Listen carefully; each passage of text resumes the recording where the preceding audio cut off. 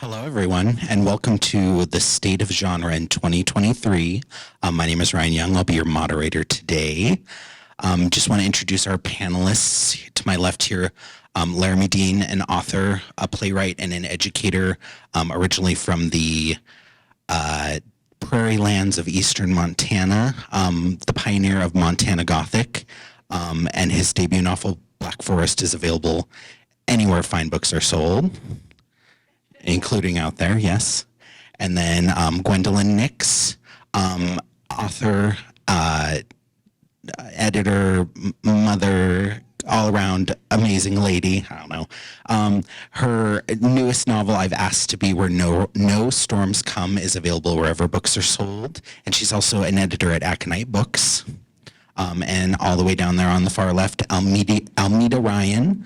Her debut novel is Those Beneath. Originally from Texas, she now lives in Billings, Montana. Let's give it up for our three panelists. Welcome. First of all, let's do some readings. Each author will read from one of their books for about 5 minutes. Laramie, do you want to start? I'm going to the podium thing, yeah. This is Black Forest, is my debut novel from Inkshares. As Ryan said, it is available wherever fine books are sold, including many bookstores in town and on the table right outside. And we will be signing and telling you how pretty you are after the panel is concluded. And I shouldn't be funny because this is very serious and dark. Black Forest is a story of Nathan, who had a not amazing high school experience because he sees dead people and nobody believes him, and when he gets to college he still sees dead people and he is out and proud and now sees demons too. So this is from roughly the middle of the book. Nathan has started college and the dead people have come back. Leaves fell and flew everywhere, flaming on the trees and then collecting in brown piles all along the sidewalks that crisscrossed campus. Nathan enjoyed kicking through them as he walked, enjoyed the crunching of their little bodies beneath his sneakers, enjoyed picking them up sometimes and crumbling them into dust in his fingers so that the wind could take it in a swirl and carry it away into nothingness. The day after the disaster in Keith's room at the palace, Nathan, knowing it was hopeless, left a voicemail for Keith. "You should call me back so we can talk. I think we should talk so that we're all on the same page. Come on, man, please." After he hung up, he closed his eyes and touched a hand to his forehead, knowing that every word had been meaningless. He went for a walk after leaving the useless message. With most of the sidewalks deserted, he froze, balking at the sudden appearance of two boys standing directly in his path. They hadn't been there a second before, he was sure of it. Then he recognized them from the newspaper. Piper Collins, in the senior photo they'd taken from his high school yearbook, had grinned sunnily, eyes sparkling, while in his picture, Will Prettyweasel only glared out at the world, his mouth small but ferocious, as if to say, "Fuck with me. Go on and do it, sons of bitches. Fuck with me. I dare you." Now they were faded, their faces washed out, completely leached of color, and their eyes held no luster. People passing by stepped around them without looking at their faces, and even though neither boy cast a shadow on the sidewalk, the leaves stirred nonetheless in the movement of their wake as they came relentlessly forward. "It's me," Nathan thought, frozen. Just like the mermaid woman said, they're here because of me. But these things, or boys, were they boys still, were different than the ones that had come before. Nathan didn't know what it meant. He didn't know what they would do. He covered his mouth with his hands to smother any screams that might escape. He tried to run, but they were just behind him, and now they were three, for Adam Harris, as terrifying as he'd been when Nathan last set eyes on him in the woods, had joined them. All three of their faces were covered in fine, thin dust, and this dust was laid over with spider webs. Will Prettyweasel's black, glossless hair was decorated with 4 dead leaves. But even as he watched, the skin of Adam Harris's face twitched and bubbled as if something beneath it pressed up. Will Prettyweasel's furious, betrayed features shifted and bulged. Piper Collins grinned humorlessly, the bared teeth of a predator, and his lower jaw gaped, stretched, and Nathan cried out at the angry, swirling darkness he saw there deep in his gullet. A hand danced its way from the center of Adam Harris's forehead, fully formed, the fingernails ragged and torn and stained with earth, and it clutched in Nathan's direction. The multi-joined leg of a spider, covered with fine pulsing hairs, burst from Will Prettyweasel's right eye socket. The eye sprayed out in clots of jelly while the spider's leg pawed furiously at the air. All three boy things whined eagerly, a dissonant, frighteningly canine sound that grew louder and higher. Nathan turned, tripping to run. They reached for him. His legs tried to move, to poise him into forward motion. Then they were upon him. Hands. So many hands, and cold. Their faces, eager, writhing over him. One of us. Darkness all around him and the thick stink of their rotting skin and the green, gray, and moldy meat beneath it. It swelled up around him as they pressed ever closer to him and held him to themselves. Then, one by one, they put their mouths on him. He thudded back to his dorm an unknown time later, his body one massive ache, his head throbbing, his face dull and unable to move. His eyes stared forward and did not blink. He'd returned to awareness, sprawled there on the path through the woods with a curious young man and woman kneeling beside him, patting his cheeks, shaking him by the shoulder, and asking, their voices thin with fear, if he was okay. He shook them off, muttering platitudes. Fine, I'm okay, thanks. No, I'm fine, thanks. Then, stumbling, he'd come out of the woods and back into the campus proper, and eventually found his way, weaving, to his dorm. He knocked dully, repeatedly, a perfectly timed staccato, until the RA, red-faced and furious, opened the door and snarled, "Look, asshole, if you make me get up one more time, I'm going to charge you." But Nathan ignored him, staring blindly forward instead, and stumbled his way to the elevator, which was, blessedly, empty. He supposed that was when he started to cry, hot tears, furious and blazing. He let them loose. Inside, he was glacial. What caused them to go, he wondered, before they did whatever it was they had planned to do, those three dead and terrible boys? Did someone come along the path? He thought he remembered, just before the darkness enfolded him, a pounding, familiar sound, like carpets being waved through the air to free them of dirt and debris. It didn't matter, though. The lost boys hadn't completed their task. They hadn't hurt him. He didn't feel hurt. Just inside where no one can see, where not even I can really see. But they left teeth marks behind. You liked it. You wanted them to eat you all up, the mermaid woman chanted. Her chiming, lisping little voice sang these vile words directly in his ear. He couldn't see her, but he smelled the gin in her drink and the thickness of her perfume, which flowed around him in a serpentine fashion, a hint of delicious flowers. "I didn't," he told her, numb. "Please, you have to believe me. I didn't want them. They're horrible. I didn't. I don't want to go with them. I don't really want to die." Dully, he shuffled like a zombie. "Don't think of zombies," he growled to himself, and looked out the window. Far below, he could see into the courtyard where three tiny forms moved back and forth, pacing. Other students went out of their way to avoid them. They were looking up, he thought, and moved quickly away from the window, looking up at me. The mermaid woman laughed her evil laughter. Out there for now. He held himself shivering. But how long, he thought, and his teeth chattered like bones, like terrible bones, until they find a way inside.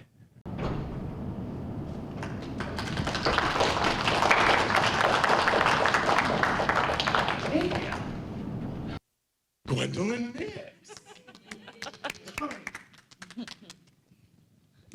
Hi, everybody. So I'm going to be reading from my recent release called I Have Asked to Be Where No Storms Come. This is a Weird West supernatural horror book featuring brothers trying to find each other through heaven and hell, and also about pretty much a story about grief. This is also sold outside at the bookstore, and then my other books are sold at Faction Fiction, the actual storefront, which is down on Higgins. So I'll be reading a quick beginning chapter where essentially Domino is our main character. He's stuck in hell with his mother, and they are racing to escape some hellhounds and demon bounty hunters. Domino had never taken to church life. Even so, Christianity cultured his world, so he'd faked his way through the sermons and mouthed the prayers and looked at everything but the simple crucifix on the prison's gray brick wall. It wasn't like he thought about religion or even his relationship with God, but because he'd been too damaged by it. The psychologist who'd proudly thought up that prognosis had gotten a shrug with open hands from Domino. On the subject of religion, Domino didn't have to play games or hide his feelings. He liked religion just fine. He just didn't like what people did with it. Like his father Daniel, who pretended to wear the solemn black of a preacher for so long it finally became truth. Domino never kept the church out of his speech, though, and right now a whole slew of Jesus Christ, sweet mother, have mercy, oh, sweet God, flew from his mouth as the hellhound caught up to the cobra and leapt on the back, claws puncturing the metal trunk with a screeching punch. Thessaly's scream nearly undid him. Domino barely had two thoughts to rub together before his body decided enough was enough. One glance in the rearview mirror had him staring straight at the slobber-rimmed muzzle bared around sharp teeth. The hound's sunken eyes, wispy with red flames and soot-black pupils, gazed at him like a marinated chicken drumstick. The car revved in fifth, desperate for sixth. Domino pushed the gas pedal to the floor. The car fishtailed off the blacktop, throwing waves of sand into the faces of the other two hounds galloping close behind. Domino gripped the emergency brake and yanked, sending the car into a drift. In the rearview mirror, he glimpsed a glittering trail kick up from beneath the tires, a glass trail from the heated rubber, turning sand into fulgurite. The candy-red car was a demon in her own right, smoke puffing from under the hood like a snorting bull, and all the arrows on the dash pointing to overheated, red, or empty. The screech of the hellhound's claws ripping off the metals echoed as background noise to the roaring engine. Soon, the beasts lay in a bundle of gargantuan limbs behind them. Gears ground as Domino slammed into third, aware he might be hyperventilating as he tried to put as much asphalt between him and the hound as possible. The other two sped past their wounded packmate, their baying howl making the heat mirages shiver. "They're gaining on us," Thessaly screamed as she turned in her seat to stare behind them. Domino couldn't help but be reminded of that painting, captured forever in an old art book too dusty for modern interest, of a bald man stuck in an orange swirling background. Thessaly was like that, displaying her panic to the world. In the end, it wouldn't matter one lick. Third shifted to fourth, fourth to fifth. "I know," Domino rasped. He inhaled enough dust to render his lungs desert dry, but a wild notion formulated in the back of his mind and ran desperate tingles to his fingers, a precursor to something crazy, something dangerous, just because he was that cornered. "We have to jump ship," he decided. "What?" Thessaly yelled, spinning to look at him. "Are you fucking crazy?" "Abandon the car," Domino said, reaching back to make sure he had a hard hold on his backpack. He shifted one final time into sixth and nearly ripped the door handle off, opening the door. He threw himself out. Roadkill. Bones broke as he hit the sand. The ground scraped away half his face. Teeth askew in his mouth, his neck nearly obliterated, and with one good eye, not blinded by the impact, he saw the hellhounds overtake the suddenly slowed car and begin ripping it to shreds. The high groan of bent steel vibrated in his broken bones. Thessaly crawled to him with both legs shattered behind her. I don't think we're going to make it," she said. Domino didn't answer. Luckily, his ankle held his weight. He fumbled with the remains of his pack and yanked out a tiger's eye, the raven's feather, swan's foot, and braided horse tail he traded for some night. He didn't care too much about the dust between them, and if Domino couldn't remember exactly what happened afterwards, well, that wasn't much of a loss. He did remember Thessaly gathering him up in the next morning, pressing a full canteen of water to his lips, and whatever regrets went out the window because they had a full canteen. He bent down, one hand in an arthritic claw around the supplies of the spell, readying the crooked pointer of his other hand to draw on the sand, when that bitch hell changed the sand underneath him into a small asphalt slab. Domino let out a choked cry and backed up a step, ready to draw in the fresh sand, extending every which way around him but in the front. The asphalt block shifted and appeared under his finger before he could even touch the sand. If he couldn't scribe, he couldn't summon power. He looked up, frantic now, as the hellhounds finished ripping the stuffing out of the seats. Domino backed up a step to redraw. Again. His finger hit asphalt every time. Cotton clouds and ruin filled the air. "God damn it, woman, save me!" he roared through the mountain-jagged teeth at the blacktop. With almost a coquettish wink, the asphalt disappeared. The hellhounds lost interest in the car and milled around the hump of metal, catching their scent and jogging towards them. In the burning sand, Domino threw a circle with a jagged line and triangle through it, tossed the three offerings with a slurred sentence, and watched them turn to char in the air. He kissed the tiger's eye and experienced his soul falling through a fathomless abyss where a blue nebula waited. He grabbed the pulsing tendrils, unraveled them like yarn, and let the strands expand at the speed of light up his synovial fluid and out. Lightning, blinding white and thick as a synapse, struck from the cloudless sky. The hounds yelped and shied away from the brightness. Domino grinned, experiencing the electricity in his enamel. Another crack struck one of the hounds between the shoulders, lighting up his insides into a golden, throbbing shine, before the creature collapsed in a smoking pile of roasted meat. Domino felt the lightning release the hound's life, and he sucked the essence into his gut, experiencing the leftover throbbing in his belly like a second heartbeat.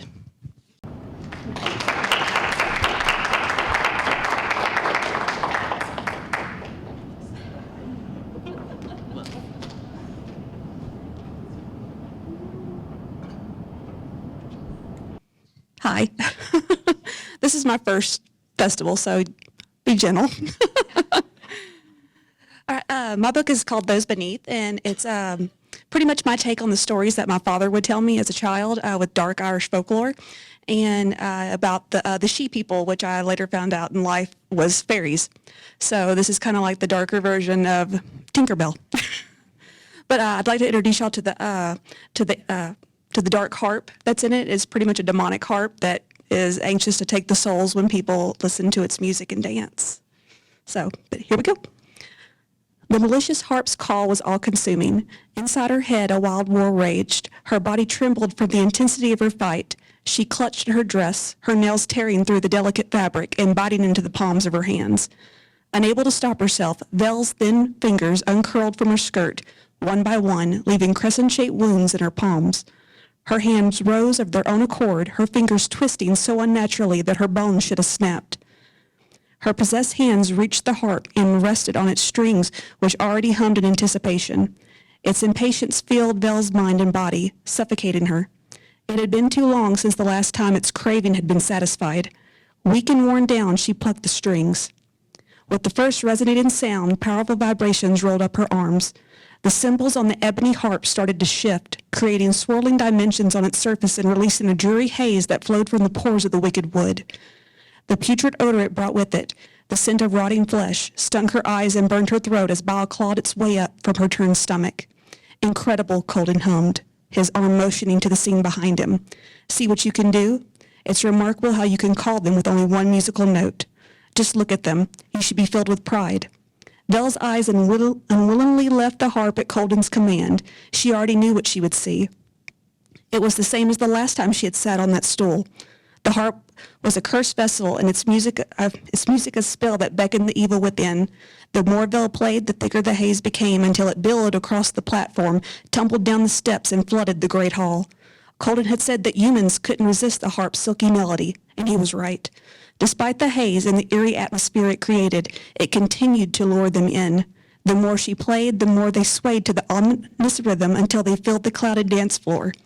Velle watched in horror as the haze pulled around their feet, thickening into a dense, soupy smog, pulsing with tar-like veins. Wispy tentacles floated up from the entity's surface, encircling every human in the room. At once, every human stilled, their slack bodies held up by she magic and dance partners who only laughed and carried on without missing a single step. Although the humans' bodies were beyond their own control, tears flowed down their cheeks, evidence of the incredible agony they were forced to endure. Their mouths were pried open perversely wide to let out a high-pitched shriek no mortal could possibly make. The demon, feeding on their misery and woe, grew stronger as the shrieks grew to a deafening pitch. Even as the glass ceiling began to crack, Velle's music played on. A translucent dust, shimmering and ethereal, was drawn from the humans through their skin. The sparkling matter filled the air and drifted down to the tentacled demon lurking below, which absorbed every speck. As the last particle disappeared, the shrieking stopped, the humans nothing more than hollow shells. Their vitality waned. Their tears turned to bloody rivers that flowed from sunken and faded eyes over their cadaverous skin. They would forever be playthings, the she taking pleasure in their servitude until their empty bodies surrendered. Its deed done, the harp forced Velle's hands to slow the tempo, recalling the grisly spirit. The demon returned, bringing with it the bitter and tortured souls it had claimed. The cries of the damned filled Velle's head. Their anguished faces bounced through her mind, threatening to split her head in two. A set of arms wrapped around Vel, knocking her to the floor. Case's panic-stricken face stared into hers. His lips were moving, but she couldn't hear the words over the harrowing screams still echoing within her. Ruthless, feral, and unrelenting, they would not stop until they engulfed her. Wow, thank you, authors. What a three excellent examples of just what genre can be in many different forms. I guess we can start kind of our discussion with just a chat about backstories. Why and how did you come to write speculative fiction? Do you have any influences that made you want to do it? Ooh, secret origins. You guys like an origin story? Yes, secret origins. I grew up a little queer kid in eastern Montana, northeastern Montana, very, very far from here. My graduating class was 10 people by the time I was done. So I think my first exposure to something scary that I loved was The Wicked Witch of the West, and was Margaret Hamilton's Wicked Witch of the West and The Wizard of Oz. And I wouldn't even say I was scared. I was like fascinated, and she seemed so powerful. Hi, Patrick. She seemed so powerful, and I love that. I think for queer people particularly, the things that we find strength and power in the things that scare other people, I was going to say, non-LGBTQ people, whoever you are, wherever you are. And that was my gateway to seeking other forms of scary, fascinating monsters, particularly monsters. Mr. Barlow in Salem's Lot with the blue skin and the big fangs, and the American Werewolf in London, who was enormous and scary, and again, powerful. These are powerful archetypes, right, and creatures, and I kind of wanted to be like that.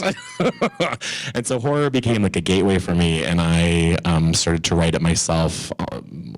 5, 6, 7. I wrote a letter to Stephen King when I was 7, asking him for a copy of Cycle of the Werewolf, which he sent to me.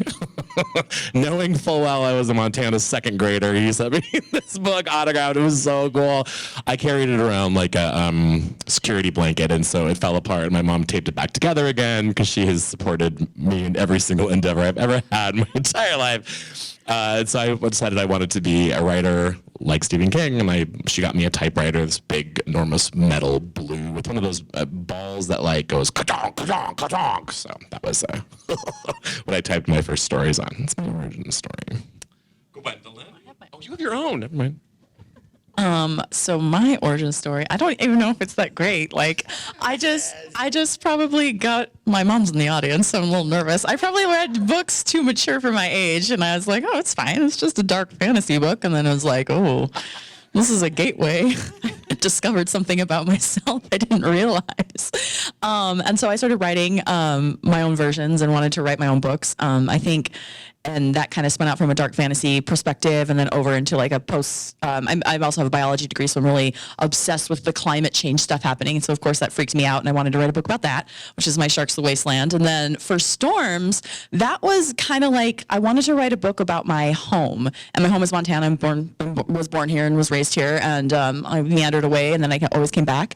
And I wanted to, when I was young, I always thought, oh, Montana was so lame. It didn't have any cool like stories. But I was young and dumb. And so I was like, oh, I want to be, where are the Germanic fantasy forests and where are the French castles? Well, then, of course, when I got older, I was living in Polson and started to learn a lot of the stories around there and everything that influenced Montana. And I was like, oh, there's some spooky shit in here. So that really influenced my Storms book, and I guess the origin story of where that came from and how it kind of diverged into horror itself. This, of course, I still have the fantasy elements of it, obviously, hellhounds running around. But that's, I always think there's a fascination with that. And for me, I always feel like I'm the like black zone for the supernatural. Like I never have anything supernatural happen to me, and I know everybody who has. So I'm like desperately putting myself in these ghost hunting places. I'm like, come on, ghosts, show yourself. And I'm just desperate for a supernatural moment, Laramie. I just got to write it. So I wrote it. Ooh, this is so much easier right here. I can do this. Yes, I can talk your ear off all day long, but reading from your book it's frightening. I was like, hi, sorry. So origin story. I grew up neurodivergent, so I guess bonding with people has always been kind of a struggle. So books were it. You know, it's a way for you to find your own place that you can pretty much belong. So I didn't start writing until I was a little bit later in life. I was 38 when I started writing this book. And it's only because I got injured doing my other job, which was dancing and teaching art at high school. So after I got too old to keep up with those kids, I decided I need to find something else to do. So my husband has been very supportive, and he said, go for it. So that's it. As far as like where my ideas come from and things like that, I grew up with a father who was a very avid outdoorsman. He pretty much stayed out in the woods. We were on the rivers everywhere, and his side of my family is Irish and Scottish. So he grew up hearing the stories of that folklore and all that, and it really stick with him, and he shared those stories with me, and you know, they still run wild in my imagination now. So yeah, that's me. Good origin story. Love it. Wonderful. I guess, what are some challenges and misconceptions of genre fiction as writers or as storytellers? I grew up in the 80s, right? And if you grew up in the 80s, yes, I know, you don't look like you did, but you did. When I grew up in the 80s, We found her secret. we were coming out of a big glut in the 60s and 70s of horror fiction particularly, and it all was like a gerund. So it was like The Shining, the harrowing, the burning, the running, the breathing, the thinking, right? All of these. And horror fiction, it was cheap, it was accessible. You could find it in the paperback section of every place you ever went to. And growing up in the 80s, we had used bookstores, and one used bookstore in Eastern Montana, and it had like all of this great horror stuff. And I think that because it was so popular in the 60s and 70s, it got sort of a bad reputation, and like, anybody could do this. And people think you're weird, right? People always think you're weird if you write horror fiction. Gwendolyn, what did your grandmother ask last year when we did this panel? Last year, my dear grandmother, who was 90 years old, said, why do such nice people write such dark things? Wah, wah. I was like, who's that? And later was like, that's my grandmother, don't even worry. But honestly, Stephen King is quoted. Stephen King, stealing from Robert Bloch, the author of Psycho, was quoted as saying, "Oh, I have the heart of a small boy. I keep it in a jar on my desk," which is sort of, I know, right? It's sort of a stock answer, which just, you know, I think when I was little, people thought I was weird. I wasn't even just gay in Eastern Montana, I was gay and weird. And I was reading Stephen King and carrying around a copy of Jaws, and if you've seen the cover of Jaws, right, it's the big shark, and it's the naked lady swimming along the top, and so people thought I was not one of them. And I think that some of that still remains. Horror is getting a little bit better of a name. Barnes & Noble just finally got a horror section. Mara at Fact and Fiction has a separate horror fiction section, and so does Garth at Shakespeare and Company. Yeah, I just found it today and saw it today. So I just think a lot of times there's this kind of idea that you're weird, or you're strange, or you're broken, or you're boring, or you're untalented, I think is a thing that genre writers often deal with. How's that sound? Yeah, I think there might be just a little bit of a, like we're kind of like the redheaded stepchildren here, right? Like we're at a literary festival and we're talking about paranormal romance and hellhounds, and we're like, why are you guys here? But I think there's so much to genre fiction. Like you can explore a lot of issues you might not have known you had, or you might have other experiences in a different way. Like your hellhounds might be a representation for something that you don't maybe want to put in fiction itself. And sometimes it's hard to maybe, I don't know, it doesn't have the same like grandeur, I'd say, as maybe a literary fiction or something. People are like, oh, you write about fantasy ladies, eh? Romance Like, novels. there's definitely a stigma to it. And I am an editor of tie-in fiction, which could even be considered lower than the lowest. We're like scum on scum. I mean, I edited a book on Marvel. Like, and people are like, oh, but people, when I found out about this. but were people into Marvel like before the movies came out? Like they were, but there's like a, but those kind of stories stick with you. Like how the cult followings of Buffy, the cult followings of Dark Shadows, the cult those kind of stories are something that stay with you forever. And I think it's, even if there's vampires, you connect with them in ways you didn't think you would. So I think there is a stigma. I'm not sure if it's just because of that fantastical element, or it isn't real, or you're just not exploring real life, or things like that. But I think that's kind of been breaking down recently. Well, recently in my lifetime, I suppose. I'm not going to tell you how old I am. I think the main problem that I seem to find with it is as soon as someone finds out that I write fantasy romance, they automatically jump to erotica. And I'm from Texas, and trying to explain that to my Southern Baptist family down there has been fun. And not that there's anything wrong with erotica. No, not at all. It's just like, but it's young adults, so they automatically assume I'm like, you write that for young? I'm like, no, just hold on a minute. But there's automatically that assumption that it doesn't really, that it only either goes really romance that way or the slow burn, but there's nothing kind of in between, and there's no deeper themes in the books. And I know that when I read, not even just mine, but like fantasy is really like my go-to. And there's always hidden themes, and like most authors put that in there, and I don't know, I think it's maybe not taken as seriously sometimes because of that, but the themes are there. They're there. Well, and I've read some terrible horror. I mean, don't get me wrong. This glut that happened in the 70s, the blinkening, right? Yeah, that was not good. But I think that anymore today, I'm just going to speak from a queer perspective. This is my thing. But being a queer person, and I didn't see myself, right? I would see coding. I would see, this vampire, the werewolf, right? And I felt like a shapeshifter. I felt like a monster hiding away. I felt like something that needed to stay out of the sun. And I got very tired of that. I got very, very tired of coding and decoding. And what's exciting now about being a queer writer who writes in the horror genre is I don't have to code anymore. A monster's a monster. Right? Queer people can be the heroes. They can be the monster. They can be the villain. They can die. They can succeed. They can triumph. And it's very exciting. It's a very exciting time to be an LGBTQ horror writer at this moment, I think. We never saw ourselves in TV shows and movies and books. We never saw ourselves. And if we did, it was a joke, or it was the person that died right away, or tragically, or horribly, right? And so, it's exciting. Did that answer your question?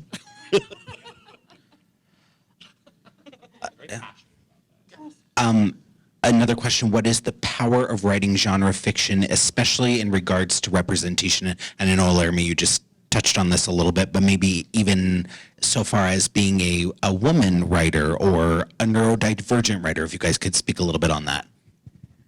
Representation, I think, it's so important in books. And like I said, I used to teach high school, so like the kids that would come through theater and come through the dance classes and things like that, they were looking for a place to belong because we had all facets of life really come through there. And I think it's really important for them to find themselves in these books, and that's, the whole self-insertion thing. We talked about this yesterday. I always put myself in the book whenever I read a book. It doesn't matter who writes it. I'm like, I just read Fourth Wing, and I'm like, I'm Violet.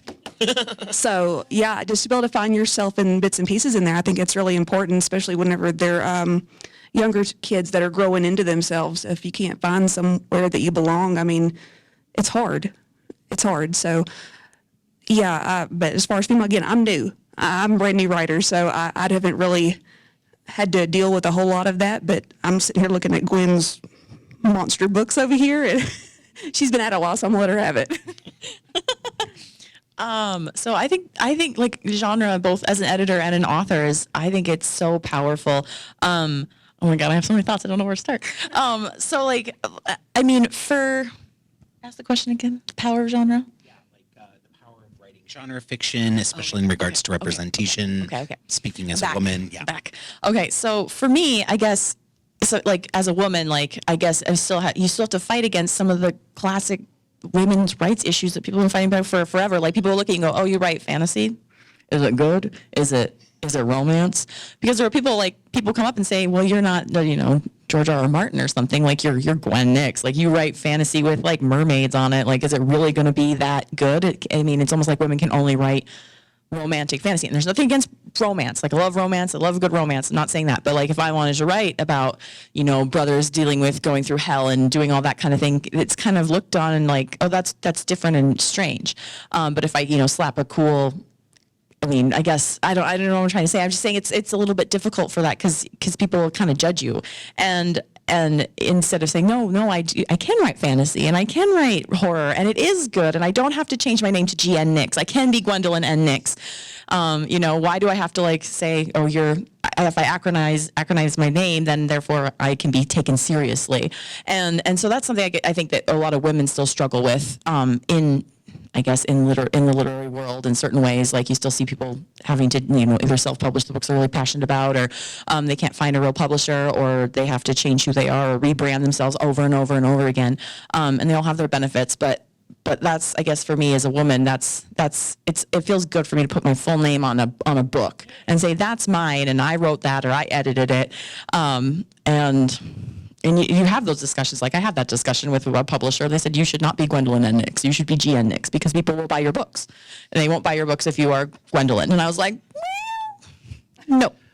So my dear friend Katie Cross is a writer, and she's sitting out in the audience, and she just got back from Dragon Con. And Katie Cross, what did some enlightened gentleman say to you at your table? He walked up to me, and I write fantasy, so I write like dragons. And he just said, I'm sorry, I don't read fantasy written by women. Look at your faces. Look around. Look at Barbara. She's horrified. Rightfully so. Oh my God. I saw that and was so sorry. I get very passionate. I was horrified. It's 20 whatever year it is. 2023. It's 2023. You guys, come on. Get it together. Get it together. I ended up selling him $100 Yes. worth of my paperbacks, and he came back the next day, and his wife saw that post, and she commented. She's like, he came home with $100 of new books, and I had to check this author out, and I posted that story, and she commented, she said he's like loving. Of course he is. Yeah, things could change. Yeah, look at that. Look at that. I just was like, okay. When I was, I started writing a book it was called Cersei's Daughter when I was a senior in high school. And it was inspired by, wasn't going to talk about Dark Shadows, but I know there's some Dark Shadows people out in the audience. There was this love triangle story between a man, a woman, and a witch.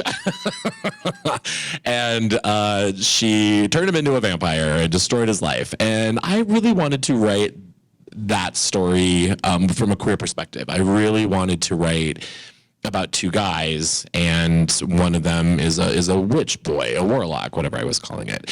And I was like, oh, this is 1997. I can't write this. And so I wrote it, basically a rip-off of the Barnabas Angelique story from Dark Shadows, set in Montana in the 90s. And finally, I hit a point, I think, in the mid, 2005 or 6, where I was like, you know what? I can do what I want. I can write whatever I want. And I did. I've been working on this book forever. Now it's called Witch Bones. But it is indeed features queer characters, bisexual characters, and gay characters, and all kinds of characters. And I feel much more comfortable today writing about that rather than trying to cover it up or, again, code or decode. Yeah, good. Any other thoughts or comments?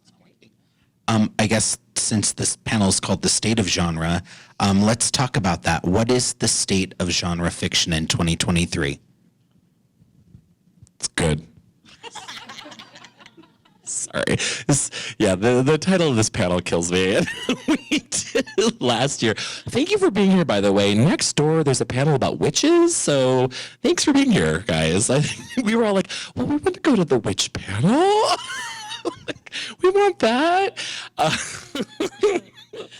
Do you want to? Yeah, no, I think it's I mean, it's looking up. Like everything is good. Like there are publishers that are actively, grabbing unheard voices or asking for unheard stories that would usually don't follow, certain tropes or certain things. Like they're actively looking for that and publishing that. And even if it's not like the big five, there are a lot of indie publishers that are coming out and they have a lot of force behind them because self-publishing is so big. So I think there's a lot more avenues. I think that the big five is kind of having to like go, there is competition and there are books that are coming out that, are just as good as the stuff we're publishing. Maybe we're actually behind the trend. And you can kind of see other trends shifting, and but a lot of self-publishing is driving that, and people have the ability to get their books out there, whether it's self-published or indie published or hybrid published, whatever it may be. There's more places where voices can be heard, and so obviously there's dangers in that. There's like vanity publishers, you got to watch out for that, of course. But I think What's a vanity publisher? a vanity publisher is someone that makes you pay to publish your book, and if that someone comes to you, do not run away. You should never pay anyone to publish your book, ever. Do not do that. There's some great ones. I can't remember what the name is, so I'm not going to even guess. But there's one out there that is very bad, and people get swindled by them a lot. Anyway. So I think there's a lot of great stuff going on. I think there's a nice variety of types of books. Like there's big door stoppers that are making their way back, but then there's also a call for novellas. So you're kind of getting a great variety of short, books that are short compared with books that are long, so it's not like you're being you're not overwhelmed with one type of book. So I think genre is making its way out, and then even for like tie-in fiction, which is what I mainly work in, I think that is also getting its day in the sun too. Like people know the Marvel universe, for example, like one of many, but they know the Marvel universe. They're actually picking up the stories. They're not just contained to comics anymore. Like you can go out and get another book of short stories of it, or even if you're a Warhammer fan, you can go and read Warhammer Fantasy. That's been huge for 20 plus years. And so I think even if you are someone that likes to read stories that like your Dark Shadow stuff, maybe that would be a fiction book that someone would really want to read. And there's now places where you can find that. You don't have to hide it and get secret e-zines in the mail and hide on AO3. And there's a lot more out there. Yeah, I think that even just as a reader, not just as a writer, but like the books that I've come across in reading, the variety of what's in them now, I think has really grown. And again, with the representation, I just can't really express that enough, how much I love reading about, the fat reps and just all that, because, as a thick chick, I like me a thick female NC, okay?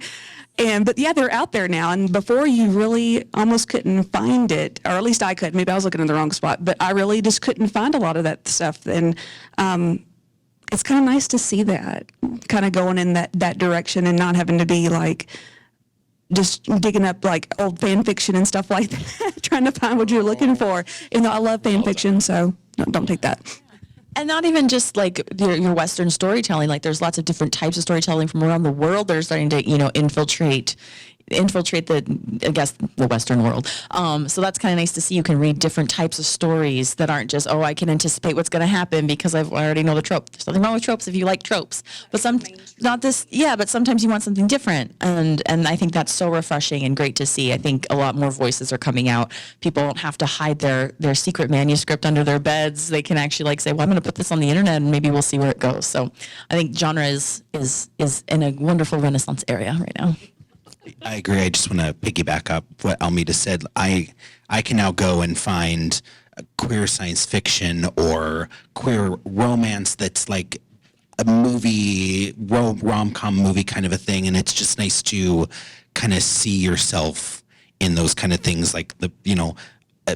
just to kind of piggyback off what you said. So. And Ryan doesn't really like horror. he will read. It's dedicated to him, and he did read it and enjoyed it. But it's his TBR piles. There's several of them. It's there's been this explosion of GLBTQ fiction, beach trash, and rom-coms, and a really science fiction things.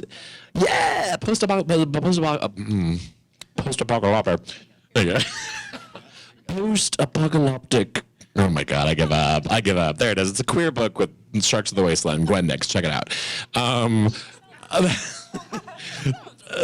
She's a real great person. But it's there, and it's all of a sudden it's there. It's like we weren't able to read the books that featured us for years and years and years and years, and now here they are. And I feel like if you want a book that represents you, there is a book out there that you can find. Or I tell my students, write it yourself. You don't see the story that you want to read, write it yourself. That's what I do. I do it all the time.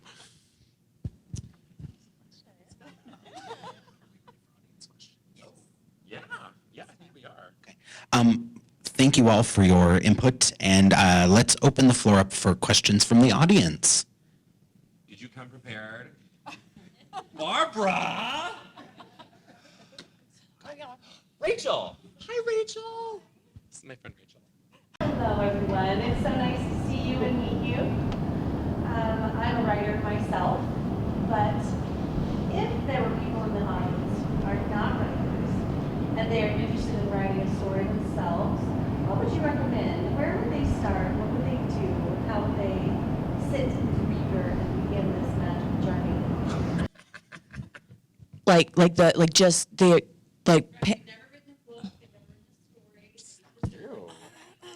Oh,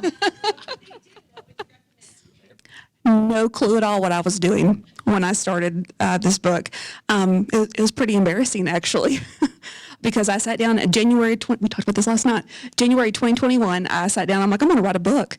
And I'm like, yeah, I can do this. And 3 months later, I had 60,000 words. And I thought it was finished. I sent out query letters for that. No one else had ever read it. No beta readers, no nothing. I had no clue. And it wasn't until I joined like the writing communities, like social media, Twitter specifically, but they have pitch events and you were able to meet with these other authors and things like that. And they literally like scooped me up like a stray off the street and was like, no, this is not how this works. You need to do this. And it would not have been printed, I guarantee you, because it was bad. It was bad. But you need the support. That's the first thing where I'd tell you to start is that the support. You need someone that has already gone through that journey and they can help you a lot. But yeah, that's my first thing is that. Oh, this publisher, it was actually, I had sent out the query letters after it had done went from 60,000 to over 100,000 words like that. And it was ready to query and I sent them out and had some interest in it. I happened to come across, my publisher is called Lost Boys Press, and the acquisitions editor had just made a post on Twitter and said, hey, this is what I'm looking for. I can't find it. I'm looking for a story that has unique family dynamics. And I'm like, well, I've got Faye that live in an underground labyrinth, and they have a lot of family issues they got to work out, okay? So she's like, send that to me now. So, and that's literally how it came to be, just like that, just happened to come across a tweet, and that's literally how the luck comes. But yeah, find your support. That's where you need to start at. Find your support, and that way they can help you along because, yeah, I can't even imagine like requiring out the agents that I sent the original to because they're like, no. yeah. So if this person is just starting out, like wanting to get words on a page, I think the best advice I would give is anything that's written is better than just not written. Even if it exists, right? It's on the page. It's something you can work with. If it's awful, that's okay. Like it's your first draft. I think just sitting there and writing it, and don't worry about grammar. Don't worry about who's going to see it but you. So I would and also embrace your process. Because for me, my process is I have to write a first draft, like literally stream of consciousness, or even just scene stream of consciousness, like it just like vomit and comes out. And it's not pretty and it looks terrible and it's not formatted. And then I go back and rewrite it again. And it's a bit cumbersome of a method, but I have tried to not do that method and I end up just doing my own method at the same time. So I think finding how you write and how you feel good about your writing and figuring out what helps the words come out faster or even just like continuously is like the biggest step. So even just getting like, even if they're just writing it through pen and paper, if they're on the page, whatever feels good to them, that makes them happy, they get that creative spark and that high after you've written something and made art, like just pursue that to the end. So that would be my suggestion. And then there's a tons of communities out there to help with the next step if they want to be an editor, they want to know more about that world. But just putting anything out in the world, like on the page, even if it's awful, is the first step, I'd say. My friend Lindsay Price is the one of the presidents of Theater Folk, which is the company that publishes my plays. And she and I just spent this past year making a series of videos called Playwrights Answering Playwriting Questions. I made a theme song for it. And one of the things we talked about every single time when we ended almost every little mini-sode was go write. Just write. My playwriting professor in Illinois said, the very first class, he said, crap is good. And we all sat there and we were like, what is crap is good? What does that mean? No, it's not. It's bad. But like Gwen said, get it out on the paper. My big suggestion for beginning writers and what I have found successful is, first of all, listen to what people say and decide for yourself what works for you. I tried outlining a while ago and I failed at that miserably. Killed the process for me. Killed it dead. My big suggestion is have a routine. I think we were talking about this morning, my friend Deborah and I, having writing time. And if you're fortunate enough to be able to write a lot, treat it like a job. I teach September through June, and during that time, Sunday mornings, I keep them very, very sacred. And it's 3 hours a week. It's from 9 to 12 on Sunday mornings, but that's when I do it. And that's when I get stuff done. And writing can be paragraphs and paragraphs and paragraphs. Writing can be outlining. Writing can be stream of consciousness. Writing can be what it just gets something on the page. Get it out. Get it out. Get it out. Get it out. Get it out. And when you get brave enough, show it to someone. Then you can get into things like query letters. Even saying that makes me shudder. Query letters. And then you can then you can get very brave. Yes, then you can get very brave. Gwendolyn also, as I will remind everybody, is also an editor. I am. I edited your book. You did. Yeah, Gwendolyn gave me very good suggestions about witchbones, which were helpful. Rachel, dear, does that answer your question? Marvelous. More. Give us more. We want to talk about things with you. Yes. Do any of us belong to writing groups, and what do we think of them?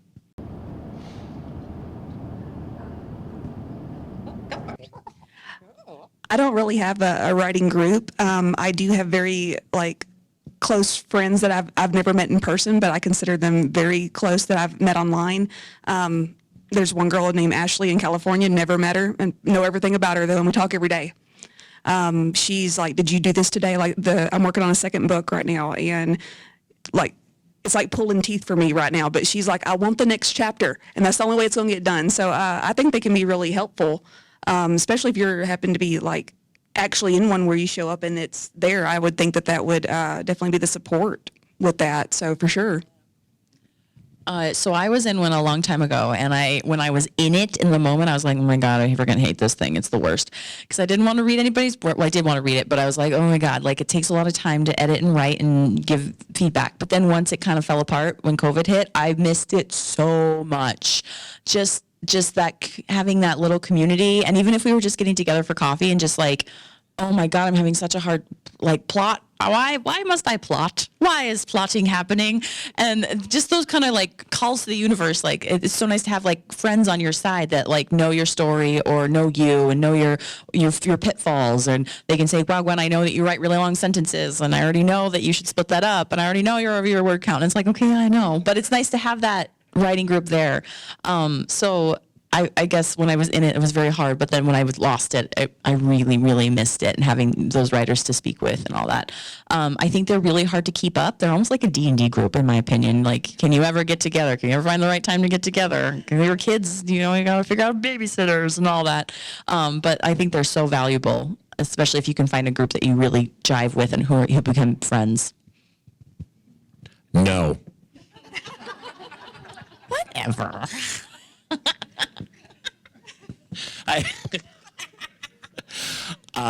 If I feel particularly brave enough, friends of mine have offered to read stuff and occasionally give me good feedback that is helpful and useful. But the idea of going to a group fills me with a dread that I disdain. Oh, it's so terrible to say that I can't even articulate. No. But I have had friends. A former student of mine is a writer, and she started going to a writing group in high school that the library hosted, and she loved it. It was great for her, and she would find a lot of suggestions that were helpful. So it depends on you, I guess. I know myself, and I know how that would be if I tried that. There are like writing associations, like there's the Science Fiction Writers of America, the Horror Writers Association, there's like one for tie-in fiction, which is a very long acronym that I can never pronounce. So there are like those kind of groups, and those are kind of nice when you can qualify for them because they almost give you kind of like the writing group panels and support without actually being in a writing group. So you can watch some people, they have like sprints where you all get together online and you just sprint and you write. So it's also like preserving that writing time. And those have been kind of helpful too. I tried to do them and I have a busy life and it didn't quite always pan out, but I try. I always want to do NaNoWriMo, and you guys know what NaNoWriMo is, and I have never been able to. It's November, isn't it? Doesn't it happen Yeah. Like, I could do that. That sounds like fun, and then I never get to do it. That's a good question. What does NaNoWriMo stand for? National, oh God. Novel Writing Month. Thank you, Katie Cross. You pretty much write a novel in a month. That's the goal. And there's like a big association and you have to meet. Yeah. And then you meet and you check in and they have like a community that's trying to support you and it's all big online. Yeah. As my mother would say, oofta. That's good. More questions. Give us more. We have 15 minutes and we would love to talk to you guys. I know you're out there. Oh, we could talk about our favorite characters too. Oh, yeah. Okay, so someone has asked me that too, and my publisher was asking me if I was going to write a sequel, because at first it was a standalone, but there's like threads for a clear sequel. So I have a germ of an idea that's forming, so maybe? Are you going to write a sequel to I Have Asked to Be Where No Storms Come? No. But I want it. You want to... Never mind. That was good. That's a good question. She answered that. Other. Yes. Do you have like those characters from your books? What do you came up with them, and do you have like a sequel or prequel of your books?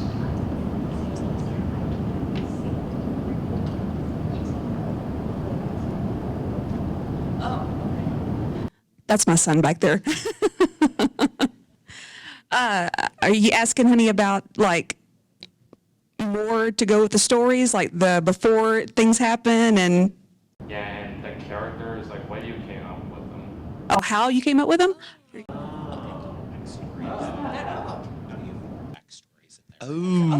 question. Yeah, okay. A lot of times my process is just to start writing. I have a person in my head. Something happens.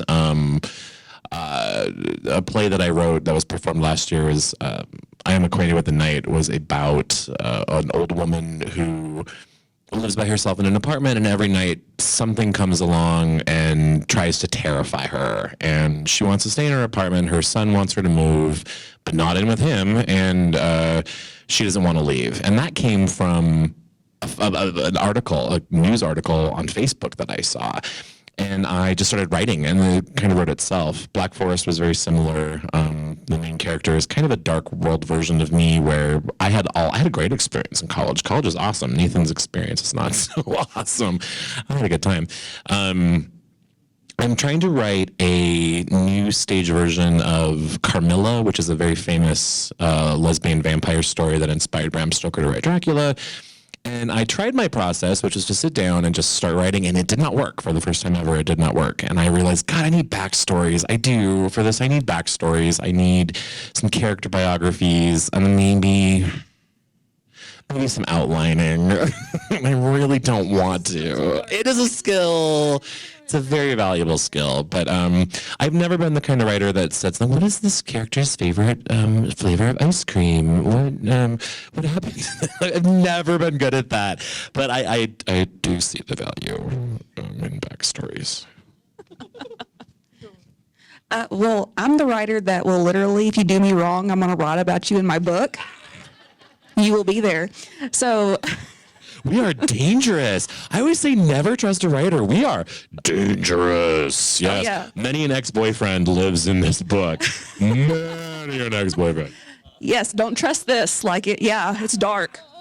But like the people that I meet, like for my son, I'm neurodivergent. My son's neurodivergent, and there's a character in here that is based off him. That when he was younger, he didn't really speak a whole lot. Now he talks up a storm. Love you, buddy.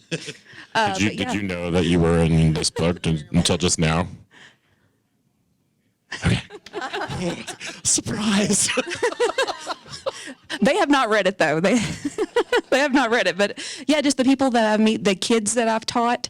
One of my favorite characters is named Niall, and he's actually based off one of the students that I taught for dance.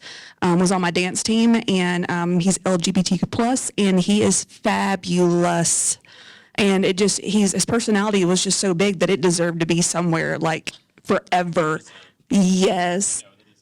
He does not. I haven't been home in 2 years, so but I get to go home next month. So I say home. I go back to Texas next month, and I'm hopefully to get to see him, and they'll kind of know. He has the book. He hasn't said if he reads it, but there ain't no way he's not going to figure that out. It's obvious. But yeah, it just the experiences is what kind of thrives off the characters. It's just the people that I meet and the places that I go. This state is one of the most beautiful places I've ever been. And we go in the mountains all the time. I mean, your phones don't work up there, but I take pictures and notebooks and I don't know how you don't go somewhere here and not get influenced or to find your muse, because it's everywhere. It is so gorgeous up here. So there's magic. It is. And I guess for me, when I get characters, I don't ever have a list of, like you said, their favorite ice cream or, it's more like moments. Like I know that if a scene happens, this is how that character reacts. And that kind of starts to formulate their personality in a way. I don't really base my characters off of people. You guys kind of scare me. Am I going to end up in your Surprise. Patty? Yeah. There's, I feel like more like my fictional favorite characters, pieces of them might wind up in the characters I make, maybe. But usually it's I always have scenes, blocks of scenes in my head, or I'll come across something that really inspires me, and boom, that whole scene just boom, like a whirlwind comes up in my brain.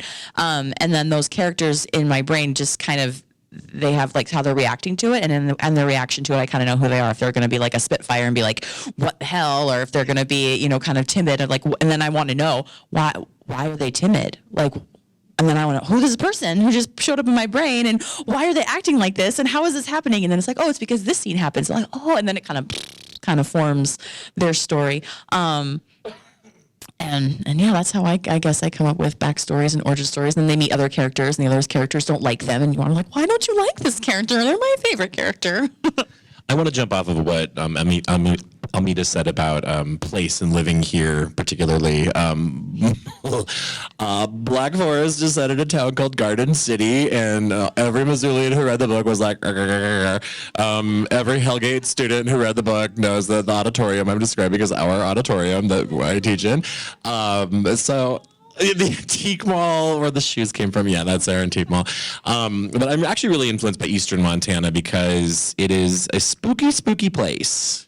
It is look at this recoiled. I grew up on a farm 20 miles from nowhere, at the 20 miles down a gravel road and then a mile down a more dirt road than that.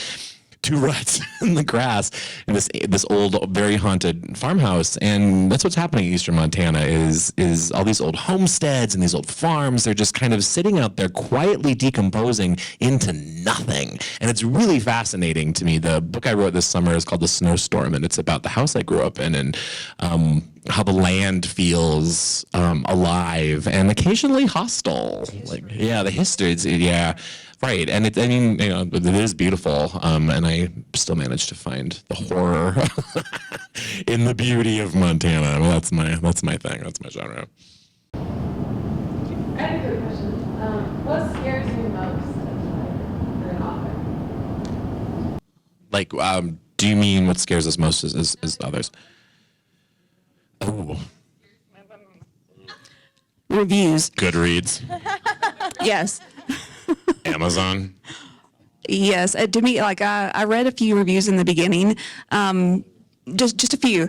I mean, and they were all very positive. And I'm like, I'm gonna stop right there because I'm such a people pleaser. Like it eats away at me that if someone starts putting things like, well, you didn't do this here, and the author could have done this, and I just feel like I've let somebody down, and like I will concentrate on that. It's like it's one of my things that it'll eat away with me. Like not even like for a day or two, like years. So. Reviews scare me. What is your job? What is your job for me? To not let him read any reviews. I am to be protected at all costs. So I actually did read some bad reviews on my I Have Asked to Be Your No Storms Time. One reviewer said it was an archaeological dig of a novel and a lot of unsavory things afterwards, which of course broke my heart. And I was like, oh my God, he just doesn't get me.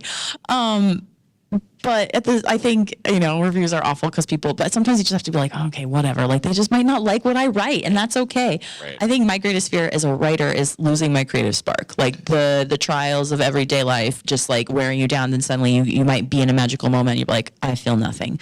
That's my greatest fear. Numbness. God. I know. Well, this is true. Oh, no. I feel nothing.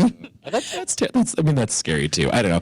I don't usually feel that way that I'm going to run out of stuff to write about. I feel like I always have something will inspire me to, I don't know. Yeah, reading reviews. I don't. Yeah.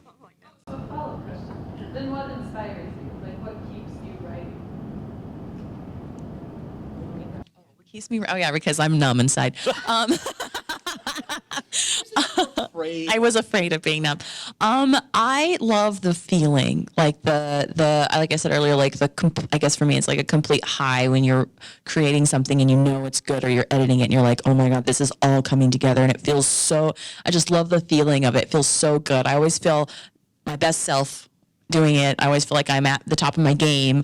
I always feel like I know, it's almost like the path is laid out and you know what it is and there's no question about it. It's like, this is what I want to do and I've always wanted to do this and I'm doing it and it feels freaking amazing. So I'm always chasing that, I think. Like I want the next story because I want to, keep writing. When I get to the end of it, it's like, oh no, I got to do marketing. No, I got to find an editor. And I'm like, oh, I don't want to do that. I want to chase where's the next story? Where's the next thing that's coming? Where's the next high? I know that sounds terrible, but but I love creating art, right? Like it just feels so good. It feels like you're getting things out there and you're exploring things you never saw. And I love when you're writing and it takes a plot twist. Well, for me, because I'm not an outliner, but it takes a plot twist I never saw coming. And then the whole thing just sinks together. Like with my Falling Dawn series, I wrote that thing forever. Like I rewrote it and I rewrote it and I rewrote it. And then come to find out there was finally this one character who'd been in the background the whole time. And he like came out and he was like, the protagonist is like kind of like her surrogate brother. Like they just were best friends kind of. And then he turned awful. Like he became this evil guy and he just like brought the whole story together. And I was like, where have you been? There you are. And I remember that moment I was like, yes. I have to write. It has to go somewhere, right? Has to come out somehow. I can't imagine a world where I don't, because I've done it since I was little, since I could I used to take movies that I liked and I would make little booklets of them and illustrate them. And then I started writing my own version of like Wizard of Oz stories and I started writing my own stuff. So it's like, it always has been happening. So maybe that was also what I'm afraid of though too, is maybe it will go away someday, but I don't think that's going to happen.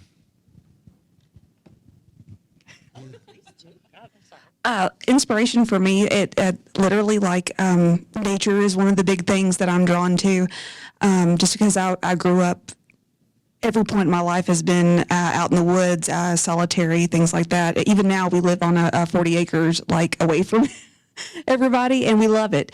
But nature, folklore, mythology, just stories that have just are timeless that way. I mean, they've come from somewhere and they've stuck, and I'm not just talking to like fairy tales, but give me the Brothers Grimm and dark things like that. I love those types of things where like I said, like, give me the dark. Give me the dark.